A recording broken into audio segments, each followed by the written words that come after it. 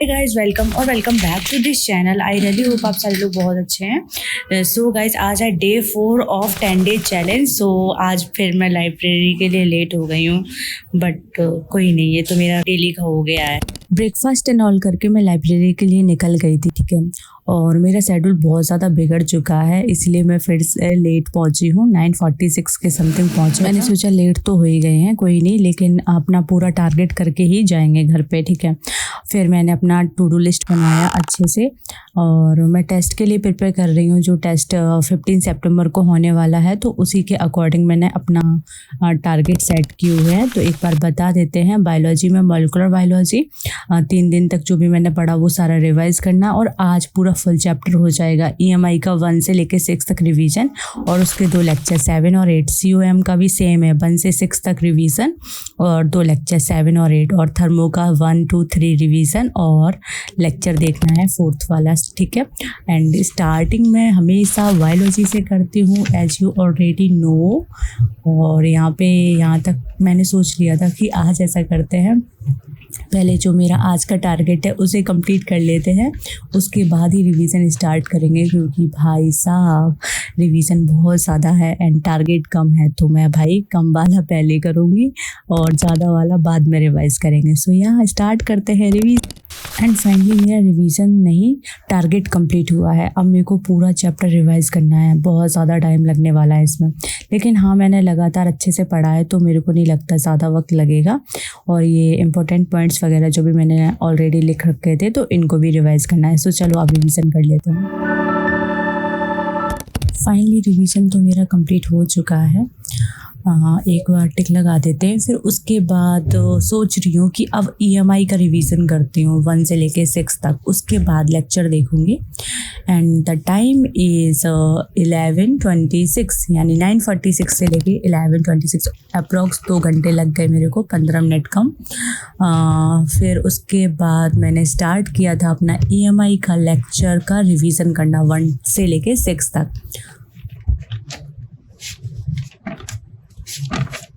And बताती हूँ आपको कि कहाँ तक मेरे को रिवाइज करना है।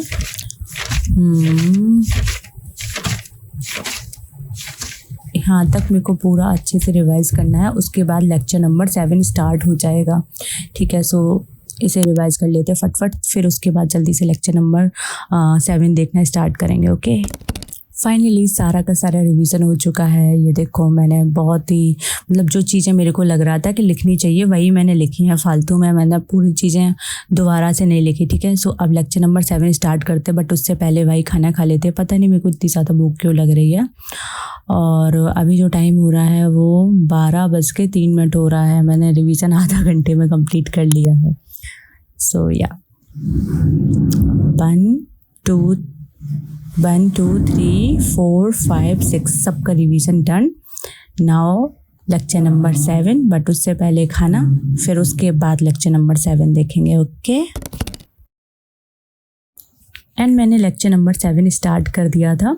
एंड बहुत सारे लोग मुझसे कमेंट सेक्शन में पूछ रहे थे कि आप किस टीचर से पढ़ते हो, तो मैं बता दूं मैं AG सर से पढ़ती हूँ, आशीष गुप्ता सर। पहले अनअकैडमी में पढ़ाते थे, सॉरी एलिन में पढ़ाते थे, अब अनअकैडमी में पढ़ा रहे हैं ऑफलाइन, ठीक है।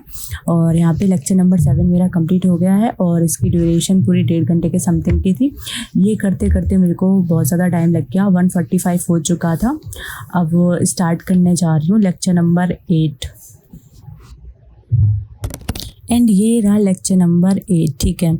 और अगर मैं ऐसे ही कंसिस्टेंट रही ना, तो 2 दिन के अंदर मेरे 2 चैप्टर ख़त्म हो जाएंगे, सेंटर ऑफ मास और EMI, ठीक है। मैंने प्रतिदिन 2-2 लेक्चर का टारगेट रखा था, और मैं बहुत अच्छे से कंप्लीट कर रही थी क्या। और आज के ब्लॉग में तो मैं भाई एलिन के मॉड्यूल लाना भूल गई थी, बट हाँ, कल जो ब्लॉग आने वाला है उसमें मैं प्रॉपर मॉड्यूल लाएंगे और उसको भी सॉल्व करेंगे।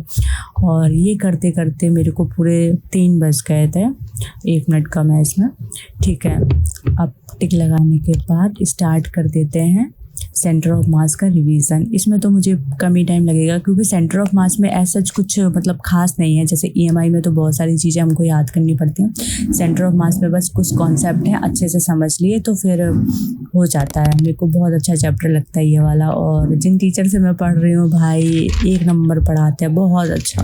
एंड मेरे को यहाँ तक रिवीजन करना है लेक्चर नंबर 6 तक, ठीक है।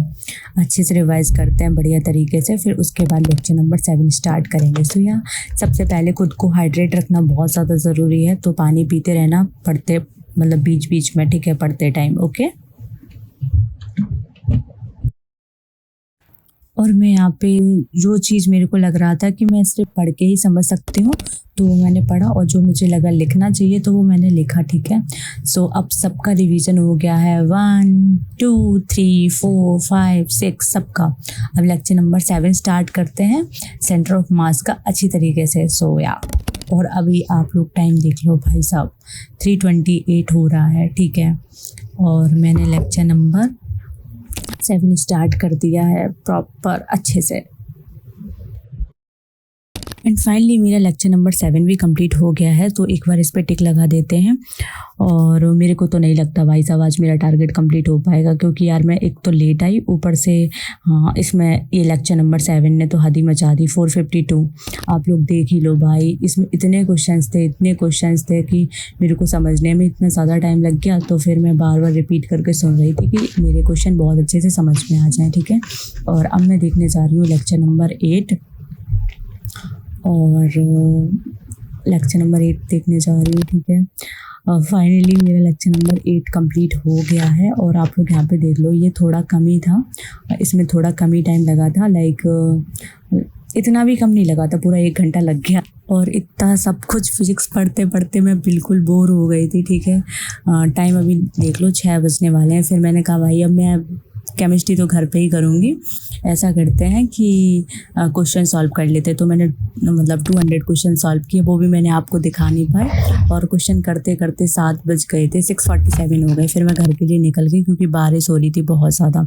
और फिर मैं अपनी मौसी के यहाँ गई, वहाँ पर मैगी वगैरह बनाई, वही खाई।